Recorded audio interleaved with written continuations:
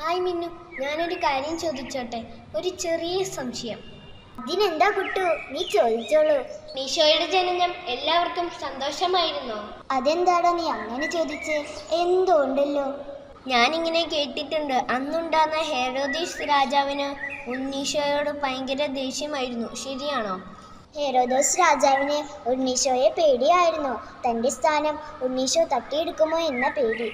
ഈശോ രക്ഷകനാണെന്ന് പ്രവാചകന്മാർ പറഞ്ഞിട്ടുള്ളത് രാജാവിന് അറിയാമായിരുന്നു.